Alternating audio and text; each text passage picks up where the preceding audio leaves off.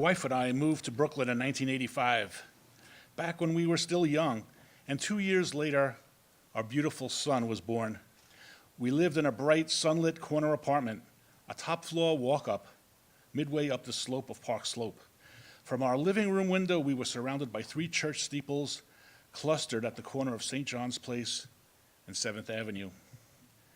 I'll never forget the look on my grandma's face when I told her 30 years ago we were headed to Brooklyn. Why? She asked, trembling as if I was moving to the very fires of hell. She fled the Cossacks and the fires of persecution in Russia and came to New York in 1913. 60 years later, Granny had to flee for her life again, this time abetted by my parents, who dragged Granny from our home in the South Bronx, kicking and screaming all the way. This time it was the fires of arson and the murders, a matter of life and death. I moved from the Bronx as well, as my working class enclave in University Heights went up in flames. Back then, those people who could move decamped for Co-op City, Jersey, or Westchester. No one moved to Brooklyn. People from the Bronx didn't even socialize with Brooklynites. But I was city through and through, and the suburbs, they were not for me. After stints in Manhattan and Jackson Heights, when it was time to, quote, settle down, I found a new home. It was a Brooklyn neighborhood where newcomers cherished city life as much as I did, but it was a place where most people at that time just did not go. Me, I was amazed by Brooklyn. It was rough and tough, but the people had heart. And the view from our windows, from our pitched tar rooftop, we saw, we smelled, we heard the harbor. New York was a seaport. You'd never know it living up in the Bronx. Gulls, ferries, barges, ocean liners. There they were. There was the Statue of Liberty, so close. But there was no denying it, though. Of all the sights in my new Brooklyn, the view of the World Trade Center was the centerpiece. The towers, so majestic. I'd look out of my living room window and see them just beyond the churches, standing fast against the winds off the river, preening in the sun. On 9/11, I lost a neighbor. He worked at Cantor, and that chaotic blue sky morning, mere minutes after the towers were struck, his wife and I passed each other on the street. I was rushing back from school with my son. She was rushing to the school to pick up her 2 kids. We looked in each other's eyes. As we passed, we spoke not a word. We just knew.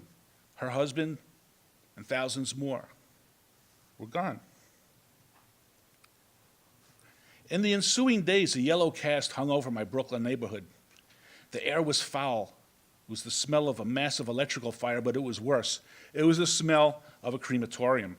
I was derailed. I was lost. And one day, maybe it was the Thursday after the attacks, I sat on a park bench after walking my dog. I was deep in thought, so angry, so confused, desperate for answers. A fellow dog walker from the park stopped and asked if I was okay. And I just put my face in my hands. I was too embarrassed to cry. My neighbor sat down with me. Our dogs lay down together, muzzle to muzzle. Silently, my neighbor put her hand on my shoulders, and I released. It was a torrent of sobs I had held in since that awful Tuesday. Finally, we talked a bit, and she got me laughing about some silly dog-related thing. Brooklyn was and still is known as the borough of churches. And in time, I've come to understand what that really means. You see, a house of worship is made of stone and glass, but it's much, much more. It's people, it's community, with neighbors who understand and when needed, reach out and help. It's about faith and hope and heart. My son was born in Brooklyn. He left at 18 to start the great adventure of his life, first going to college in rural Pennsylvania and then on to eastern Montana for a year in AmeriCorps as an EMT responder. After his tour was over, he ran right back to Brooklyn. He's seen it all, from incredible poverty to equally incredible wealth. He's comfortable no matter where the social context or the circumstance. He's a good balanced kid with a head on his shoulder and a wisecracking Brooklyn mouth. 4 years ago, after 25 years in Brooklyn, My wife and I moved. I'm back in the Bronx.